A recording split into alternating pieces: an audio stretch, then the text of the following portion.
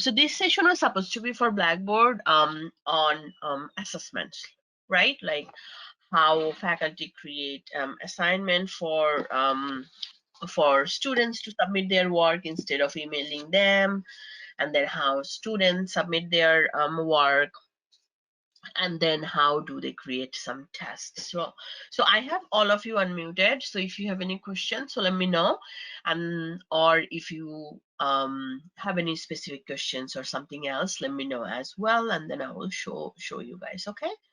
um so you should all know how to log into Blackboard, and once within Blackboard you have to make sure that your edit mode is on.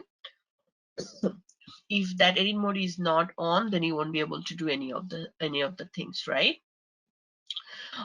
So for them to do or add any assessment, right, they can go to course information, they can also go to course materials, but you may get calls from some of the faculty. It says like, no, I want to create a separate area for my students to submit their homework or their assignment, or I want them to work on somewhere else for them to create a take the final, right? So how they can do it?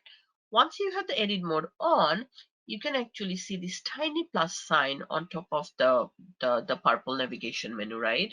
It's very tiny. You just have to still point to it, click on the content area, and once you're there, you can just simply click on, let's say this will be homeworks, right? You have to make sure it's available to user, and you hit submit, and once that is at the bottom, right? But you have the option to rearrange it. If you put the mouse over on the left hand side, you can drag all the way up, and then homework can be right there. So now let's go into homework, and then let it load. So you have the menu options, right? So any content you want to add under build content, it could be file, it could be item, it could be a YouTube video, it could be a web link. Anything related to that is on the build content. However, anything that you grade or any assessment is under assessment, right? By default, you have test, surveys, assignment, turn it in assignment, and then other two options, tests and assignments and turn it in assignment. Those are the top three. Um, However, these are not the only things that can be graded. A discussion board can be also graded. So and that way a blog, a wiki, a journal entry can also be graded. So all the interactive tools within Blackboard can also be graded. Okay, so with that said, let's go into assignment so that I can show you how a faculty would create an assignment, and then I will show you how a student will take it, right? So let's call it, as you can see, I went all the way up to homework number 8. So let's go back to homework um, number 11. Okay, and if you want, you can actually change the color of the title. I usually try to tell faculty, keep it like organized but not all over the place. Choose the same thing for related type of topic. So if it's an assigned homework, then let's say all homework can be blue. It doesn't have to be, but it can be, so you hit apply. Once there, it's that, and here you add the instructions for the faculty. And I keep telling every faculty that the more instructions or the more detailed instructions you give your students, the less work or less email, less confusing they are. You will receive less email. Make it clear. Give them as much details as you have, right? So you will type it here. Obviously, I do not have that much detail, so I'll just type on this is a test, and then you have the option to change the color for this as well. If you want to, you can highlight it, you can change the font, you can make it bold, all those options. The editing features are same as when you are adding an item or adding an URL, right? So the text box is same for everyone.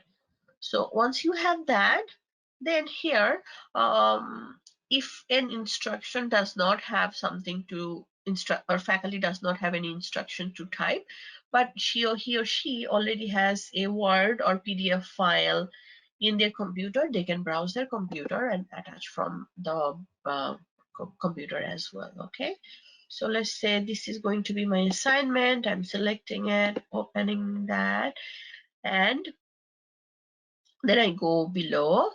Here comes the due date. I can have a due date. I cannot even have a due date. It does not matter. But due date is good so that the student knows when it is due. So when you have that, let's set the due date. I'll make it on the 30th. Let's change the time. Not midnight. Let's do it end of the day. End of the day. Okay. So I get a question lot of time that if I have a due date, whether my students will be able to submit it after the due date or not, right? Or I get a question, I usually get questions like, I don't want my students to submit after due date, right? What do I do? Sometimes even the due date passed, why am I still getting files or submission from my students, right? So if you have a due date, that does not mean that students are not able to submit it after that. It simply means Blackboard will tell you that it's late. They submitted after the due date, right? It does not stop them after the submission. If a faculty want the students not to be able to submit after due date, what they can do, they can scroll down, and under availability they can have an availability display until, and then they can choose that day. So what this will do is it will just make it unavailable after that day, and if something is unavailable, they will not be able to submit the paper at all. So that way they will be able to control that if that's what they would like. If they don't, they do not mind, the faculty does not mind that you don't, I mean, if the students submit after the due date, they don't have to choose it, right? So it's up to you. Okay, so now the grading portion, right? I know I went ahead, but let me just move back a little bit and talk about the grading portion. So under grading, so the point possible has to be a must. It is simply means what the homework is out of. Is it out of 10? Is it out of 4, 5, 6, 7? Any non-zero numerical value. It could be 100, 500. So any non-zero numerical value. Sometimes if you have an assignment is simply complete or incomplete, you still have to put a non-zero numerical value. In that case, you can just put 1. So it has to have a non-zero numerical value in it. Okay, and then the rubric, you cannot attach a paper rubric or a PDF rubric. The rubric has to be created within Blackboard. Okay, you can simply click on create new rubric, and it takes you the rubric page, and then you can start working on your rubric. Okay, I'm going to show you that. But if you're interested, let me know. I'll work with you. And then submission details. This is very important, right? So here you can convert this assignment into a group submission as well, and you can see that I already have 2 groups, and then I want both of the groups to be select all and to be able to submit that, right? And if this assignment is only for, let's say, group 1, I could have just chosen group 1 as well and only have them submit as well. But most of the time the assignments are individual, so I'll just click on that, and you see that I don't have that option anymore.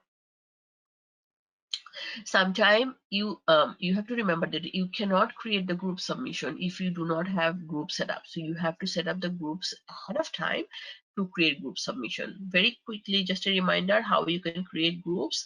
You can actually go to users and groups, click on groups, and that's how you can set up your groups before or ahead of time. Okay, so now we're back to grading again. So the number of attempts, right? By default is 1 attempt, but you have the option to give them multiple attempts and unlimited attempts. So what's the difference between these two? Unlimited attempts is unlimited attempts, you cannot limit it, but multiple attempts, you have the option to limit it. You can do it 2 attempts, you can even do it 3 attempts, or you can even do 99 attempts, but you have the option, right? So I'll just simply put 2. Okay, so why should you or the faculty should give their students multiple attempts, right? The reason is sometimes, even accidentally, student may submit a incorrect file in for their assignment. If that's the case, and if only single attempt is allowed, then students can no longer submit their correct file. They will have to contact the faculty, or they will have to contact you, and then you will have to go in, and then you have to clear the attempt for them to resubmit, right? So it can be a little bit of work for you. To avoid that, you can give them 2 attempts or 3 attempts and tell them that I will only grade the last attempt to make sure the last file is the correct file. So if you submit one time and that's the right, then you don't have to go in and do anything else. But accidentally, if you submit an incorrect file, you can go ahead and submit another time, but I will only grade the last file that you added, right? um I will show you how to clear attempt regardless, but I'll leave it at multiple attempts for now, so that I can show you something else. So now, assignments all comes with anti-plagiarism tool, right? So you can simply check that, and that will check for plagiarism. But this is a safe assign. It's not same as Turnitin. It's very similar to Turnitin, little different, meaning Turnitin um, Turnitin's database is huge, definitely a lot larger, and Turnitin has a little limitation when you use within Blackboard, right? You cannot use the student preview to see what your students see when you use a Turnitin assignment. So you cannot also grade within Blackboard if you use a Turnitin assignment. I will show you in a bit, right? So that's why I would recommend maybe use, unless you have a specific preference for Turnitin, you can use the assignment tool, still use the anti-plagiarism tool Safe Assign, and if you still think you want a more elaborate report on plagiarism, you can submit yourself the student's paper using Turnitin. Okay. So when you check that, you also have to make sure to go through the option whether you want your student to see the originality report or not, and then also whether you want to exclude it from database or not. When is the situation that you need to exclude it database? If it's a draft submission, right? If the student needs to submit a final version of the draft, then they will need to do it as well. Okay. Grading options is not that important. It's like if you have a lot of TA, a lot of instructor, and if you then you can actually do the delegated grading. Anonymous grading is like you don't see your student's name until you actually grade them. So if it's something that you want to use, you can. I have not worked with that many faculty that uses the options, but this is what it is. And the display of grade. So why display of grade is important? A lot of faculty may choose to show their students the letter grade, and if that's the case, from the display of grade, you choose from primary to letter. So and if you're choosing letter, I would recommend either choose the graduate 100. You have to choose the Hunter College schema, right? So you can choose either the graduate, undergraduate, or graduate based on your class, but you have to choose the Hunter College ones. The reason is Hunter College has a specific breakdown for each letter grade. So you cannot choose the letter grade for Blackboard default, because that breakdown is little default. I think it's just from 92.5 whereas I think Black Hunter is 90 from 93, things like that. So you have to be specific. You have to make sure you are choosing that or that, because student will calculate at the end of the semester and they may say, oh, it does not match up with the math does not add up. And again, if you don't want to show this to your student, you will uncheck it. But hey, why you should show it to your student? They're working for their grade, right? So at least they know how they are doing in their class. So it's good for you to show them their grades. And also, if you have comments and stuff like that, and you are not allowing them to see their grade, then they will not see the grade. Okay. As I said about the display after and until, if you have those as preferences, you can choose that. So let me hit submit. And before I show you how students take it, let me create a Turnitin assignment that I can show you together, right? So Turnitin assignment, how do I do it? Go the same place and then select Turnitin assignment.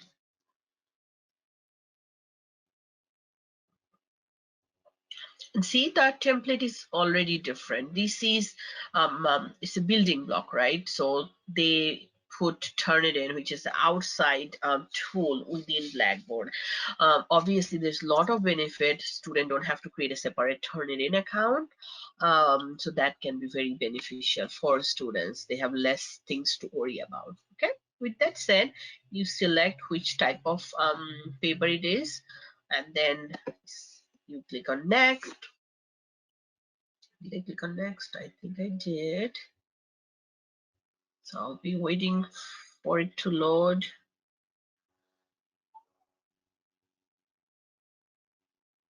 Okay, there we go, right? So the assignment title, so this I can call it draft research paper. um, Give the name appropriate, the most appropriate name you have that for paper. And then let's say this was a point value of 10. It can be started that day, and due date for Turnitin is by default is 1 week after, and you can leave it that, right? Okay, so you can allow any file type, and then you have to go to, I highly recommend that you actually go to the optional settings, and then here whether you want to allow submissions after the due date. Here you can actually say no right here. Whether you want to generate the similarity report, this has to be yes. Of course you want to see the similarity report, that's why you are creating it. And then so just go through the settings, and then once you are done, and then all you do is hit submit, and it gets added, and it gets added on the top side. So let's click on OK, and let's see how it looks like. So now I have two assignments. One is the homework number 11 and one is draft research paper. This is, by look, this is how is the difference. I can already tell this is a Turnitin assignment by the logo, and this is a Blackboard assignment. So how the student sees it, right? So the Blackboard has this button, it's called student preview. I'll simply click on that. And I'm going in, go to homeworks, and student sees the account. So let me show you quickly the research paper, because as a student preview you cannot do it, so that's the reason I wanted to show you. See, it already tells you error, student preview mode is not supported. The reason it is not supported because it's an outside tool installed within or built within Blackboard there. That's why you cannot use the student preview for Turnitin assignment, but at least you can see what your student says, right? So that's something good. So now list for homework, student will simply go on there. They will see the description you have, any additional files that they need to see or sample, and then they simply click on homework number 11 and go in, and they see it's due on the March 30th, and the points possible is 1. And then also see that this is being checked against for plagiarism using safe assign tool. So they know that they will be checked for plagiarism. And here they can submit by writing assignment, as well as they can submit browsing their computer, their Dropbox, and then all the other options. They just added that. Actually, it's interesting. I did not see that last week. They only had cloud storage, and see, they still have Dropbox there, and I guess they just added that. So it's a good thing student can directly go to Dropbox. And um, I do not know whether this Dropbox only takes, no, it's the regular Dropbox. You can access your personal Dropbox, and I'm guessing you can also access the Dropbox within CUNY as well. Okay. So let's try submitting something so that I can show you how it works. So let's do the same file, submit, and then I'll hit, if you have a comment, you do that, and student hit submit.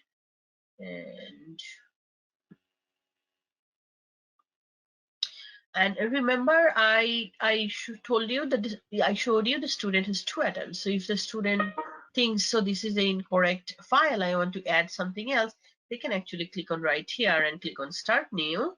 Since it's 2 attempt, they get the same message again. And this one, instead of submitting a paper, I want to write something, right?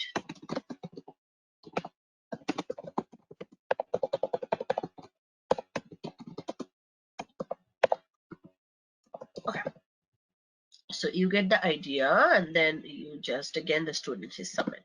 So let's say student work is done, and I am going to exit the preview so that I can show you what's the instructor see. Okay, they see it under needs grading. So they go to grade center, not homework up here. They simply go to grade center. They simply click on needs grading, and they should see attempt, 1 attempt, but it was 2, so it says attempt 2 of 2. Otherwise you would have said attempt 1 of 1. So let me click on here, and then you see this one was attempt 2, and it's a writing information, so I don't actually have anything else. I just see their submission. I can give them grade for attempt 2. Let's say this one is 0, right? And then if I have feedback, I can give them. I can hit submit. I can also, is gone, but actually I did not grade the attempt number 1, and that's the one I want to grade. How can I get it back? I can actually still go to full grade center, and I can go all the way at the end because it should be at the end, and then I'll go here, click. I can actually download from here. You see, I can go to the assignment file download. I can select who has a paper, so it already tells me, and I can submit. It will download the zip file on my computer. You can, I can click on submit assignment now, and it will be downloaded, the zip file. So the faculty, if they don't want to grade within Blackboard, they can do that. And I will go back, and I want to see what the submission was. Bear with me. At the end, it's right there. I'm going there, and now I want to click on this one, and I want to see the paper here. Okay, when they submit a Word or PDF document, they actually can draw on it and also comment on it. So how does this work? If I simply click on it, and then I can, right there, I can highlight that. I can, I mean, obviously I'm not known for my drawing skill with the annotation tool, as you can see, but you get the idea. Then you can click on done, and I can also put comment on it. I can simply click on right here, and I say this is good, right? And I can hit post right here, and that adds the comment. And I want to give students grade for this one. I'll give 1. And if I have a feedback, I'll do good job. If I want to give them audio feedback, I can click on this A right there, and then click on the microphone right here.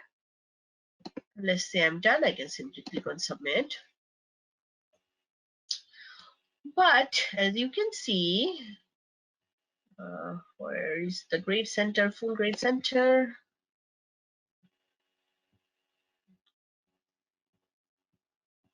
So it's still 0. So why is it still 0? So remember when I set up the grade, it was set up as the last attempted grade, right? So the latest attempt was this one. Since that was 0, that's why it's still 0, right? But I can actually clear this attempt so that this grade will reflect. So how can I do that? I can click on grade details.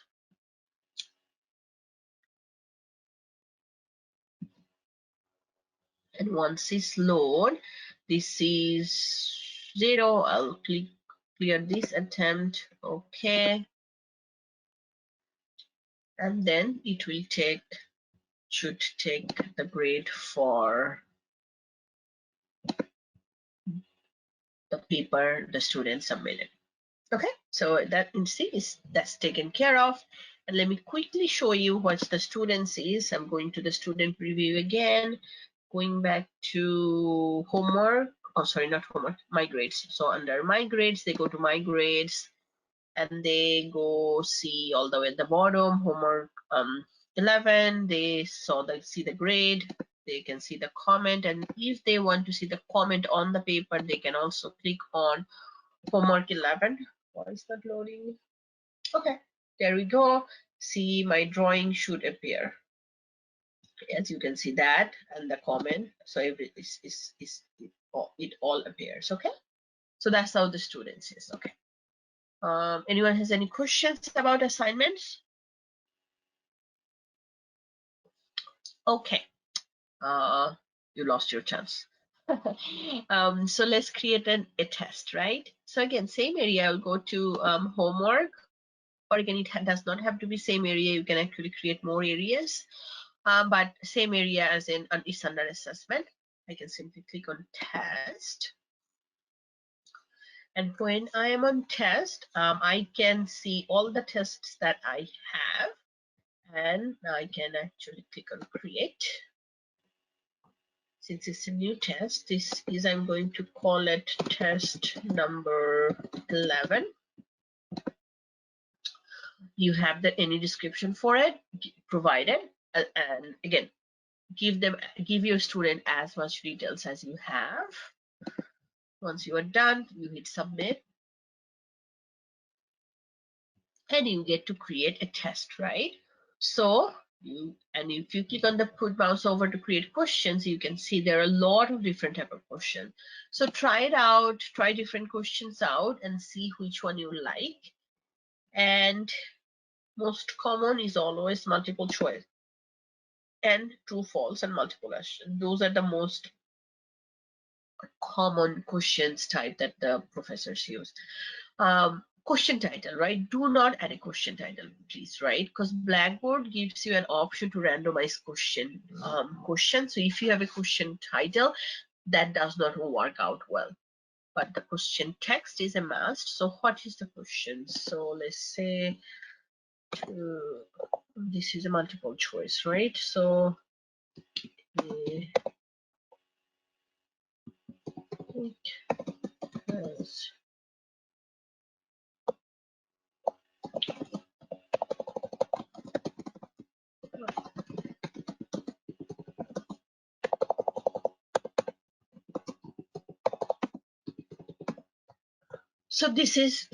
let's say this is the question and you have the answer choices here.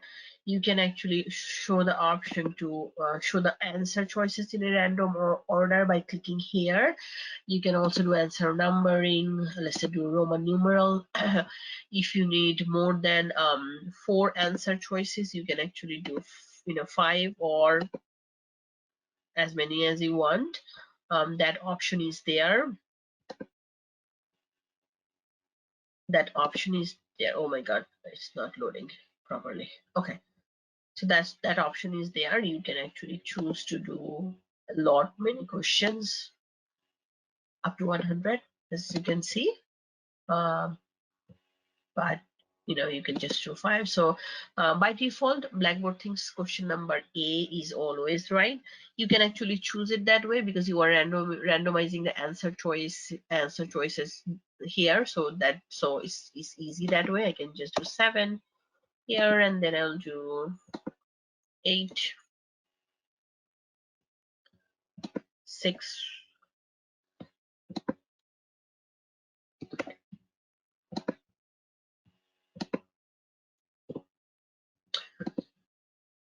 So my answer choices, and I'm done and hit submit. So what's the difference between submit and create another, right? So if I hit submit and create another, that will let me create another multiple choice. But if I hit submit, then I have the option to choose a different type of question. See, I'm back on the question canvas, and I can choose a different type of question. So let's choose a true false this time. And again, no question title, please. And then if I go to question text, what is the question text going to be? So,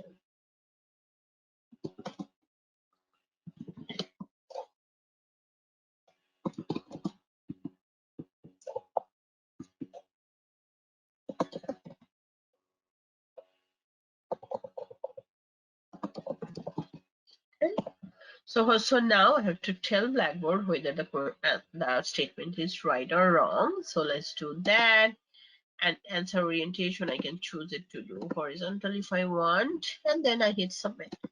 So let's say this is the questions. These are the new questions I wanted to add, but I want to use some of the old questions that I had before on a different exam. So I can actually go to reuse questions and click on find questions. And from test, I want to do all tests and see all the questions are coming up. Let's say I want to select all of them. So I'll just simply click here. And if I don't want to select all of them, I can uncheck it and I can select one question at a time, right? So let's do all questions. At the bottom, I should have an option to submit. So see, okay, submit is right there. Click on submit. I submitted. So as you can see, I have 20 questions. But different questions has different point value, right? Because of, it's from different tests. So let's say I want to make all of them same point value. I can simply click on select all, give the points possible, let's say 5 each, and I can click on update. So 20 question, 5 points is total points is 100. Okay. So that's it. I'm very happy with my tests, and I can simply click on OK, and it's done. So now I can have my students take it. I'm back on the page before. Click on here, click on submit, and here I get the options for my students to take it. Again, I can change the color here as well. Remember homework, we did blue. Maybe this one I will do purple. Um, Okay. Again, any description you have, please provide. And here, usually anything you do in Blackboard by default is available to students. You have to choose not to make it available if that's what you decide. But for test is always unavailable to students until you are ready. So you can just say yes, that you are ready now. You can choose to create a new announcement if you want. You can give them multiple attempts also, but since there will be a lot of online classes and stuff like that, maybe you don't want to give them multiple attempts. And then you can set up a timer. So I've been getting a lot of questions about proctoring, what to do to make sure that students cannot cheat or cannot Google for answers and stuff like that. So, I mean, there is no proctoring on online classes yet. I know that our provost office is working on it. So the best option is to make it little harder. Set up the questions in a way that it's they have to understand the material to be able to answer it. They cannot simply Google the answer.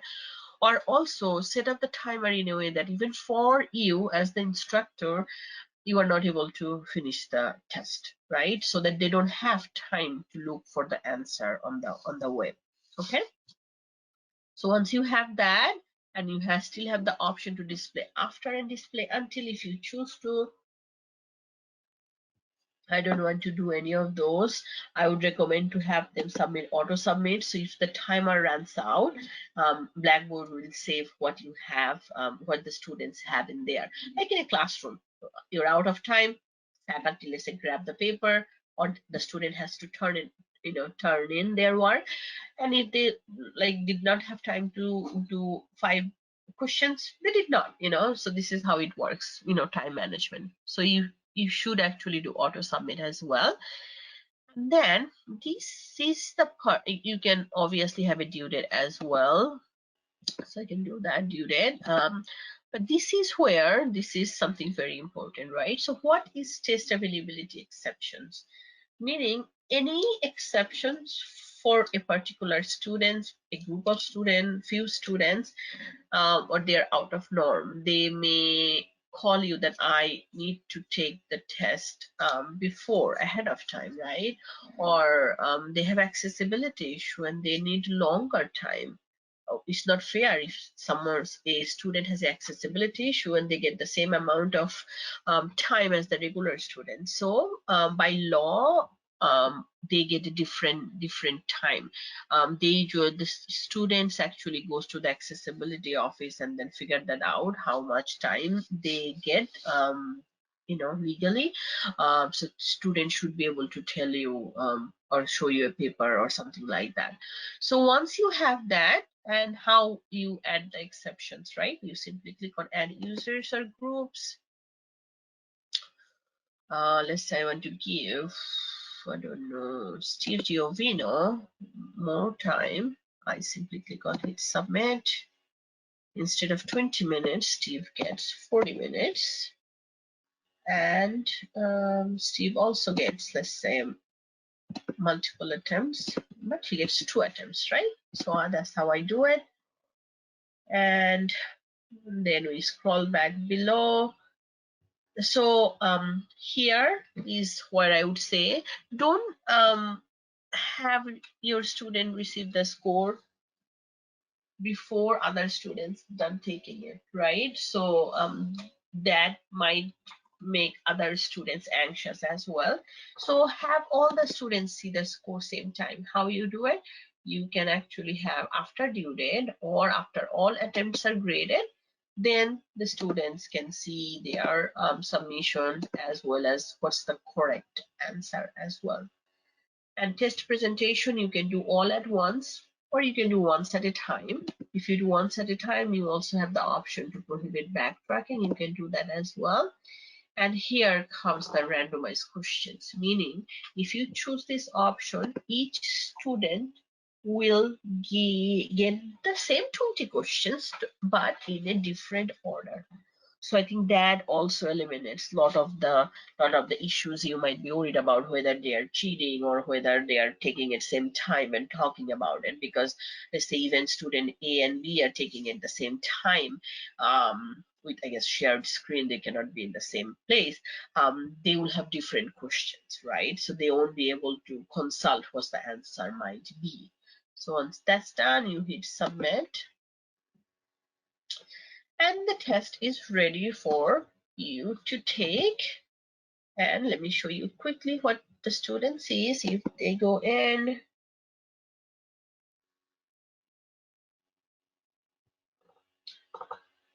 and they go to homework, and they click on the test, and they click on begin simply, and then you will see that this is how they will take a test, and see the timer is there. So it's very important, right? It's very important that if you're working with a faculty and they're working on a timed test, I'm assuming almost all the tests are going to be timed tests, because that's the way you can actually kind of control the cheating and stuff like that. You have to tell the faculty, or or you are a faculty, you have to tell your students not to use a mobile device. So in a mobile device, this timer actually blocks the submit button at the end. So even, I mean, if there's a timer, they are not, if they're done with the test, they cannot submit because the timer blocks that option. Please ask your students to use a computer, laptop, or a desktop, preferably wired connection or a good internet connection, so that they don't lose internet connection. That has to be communicated with the student. So when you are giving the students instructions, I have no instruction here, this is not good, you have to give them as much instructions you have them, even these limited things. Use a desktop computer or a mobile computer, a laptop with a good internet connection. So provide them all this information. Okay, so I will exit the preview and then I will take any questions if you have. I like this group, no questions. Hello. Actually, I have a question. Oh, sorry, yes, go ahead. There's John. Are we gonna get access to a smaller version of this so we can practice and go through all the options at um any are chance? you, are you a faculty or are you a staff? No, I'm just a staff member. I'm with IT. So you should actually have a course. If you don't talk to your manager and they can request for a test course, all of my courses are dummy course, right? All right. And in the course, just go and test it out. And if you want to do it, I guess quicker, I can give you if you don't have any course at all to test out, you can even email me, I will add you one of my courses. But that email goes to our Blackboard team, Victoria, or bb@hunter.cuny.edu. They can create individual courses for you, or if you don't have a departmental course already, and then Okay. you can practice, keep on practicing. It's very, very simple, very, not very simple. I mean, you will get used to it by practicing. So you have to keep on practicing. But Hey, Momita, yes. it's Chris here. I think John's with the one card team with Waldo, but Okay. everyone else in AV and PCS, Victoria created a course to mess around with called PCS 101, Okay. and I could ask her to just add, I see Waldo's in the session right now, and John. Yeah. Well, you can I ask could ask them. Yeah. yeah, separate course for, I guess, the one card group. I mean, I can add you also in one of my test courses, but as you can see, my courses are all over the place. It will be I have a lot of courses. So Waldo, if you are listening, you can request for a test course from Victoria. Their email is bb@hunter.cuny.edu, or you can send an email directly to Victoria and ask for a one card 101, and then give all your staff's employee ID, so she will add them to you, and then you guys can play around with it. Yeah. That way we can practice and try all the possible options. Right, exactly. And if you have any questions when you are trying, please let me know, reach out to me. I'll be happy to answer and answer all those questions as well. Okay. Great. Thank you very much. Yeah. That's very And helpful. Waldo and John, you could just tell Victoria, ask them to add you to our PCS 101 course, since AV and one card and PCS are all working together now. She needs she needs the 8-digit ID number on the front of your one cards. I think you guys know about that, right? Chris, you can do it. You can actually add them as well. If you want to spare Victoria, you can just simply go to the course. You can, and I'll show you. You can go to users and groups, and then you can go to users, and You simply have to click on find users to enroll. Simply add the employee ID. I don't know, like the 8 number. That's too many, right? And then you click on you, and you, when you are done, you simply hit submit. It gets added. So it's very, very easy. So go to users and groups, users. Okay. Yeah, that's option is also there, or also email Victoria, whichever works for you. So I'm giving you all the options. Okay. Okay. So yeah. All right. Sounds good. Any other questions? Just keep using it. It's, it's my, I guess, favorite tool. It can do a lot of things. If it use, it can be very overwhelming because it has a lot of things. You just have to guide the faculty through, or kind of tell them, use it, think what you are going to do and see which tool within Blackboard can accomplish that for you. So that's why we have to help them. I also, like, work with faculty, and I tell them, maybe use one new tools within Blackboard additionally each semester, so that you can get used to it too. I know right now everyone has to use everything. It's very overwhelming. That's why we have to all help them navigate through, the faculty as well as the students as well. Okay. Okay, so if no questions, I will end the sessions. The next session is all about Grade Center. Chris, do you know how many, is it only staff or also I have faculty the next session? I'm not sure. Lauren, do you know how many are registered for that? Or Let me take a look. If not, it's okay. We'll still do it so that, I'm at least. So Grade Center, it says 8 people. Okay. I'd Okay. imagine it's probably the same 8 that are here or something like that. yeah. Yeah. No, that's good. That's good. It's good for us to know as well. So I will end this session. I'll take a 10 minutes break. I will see you all at 1. Okay.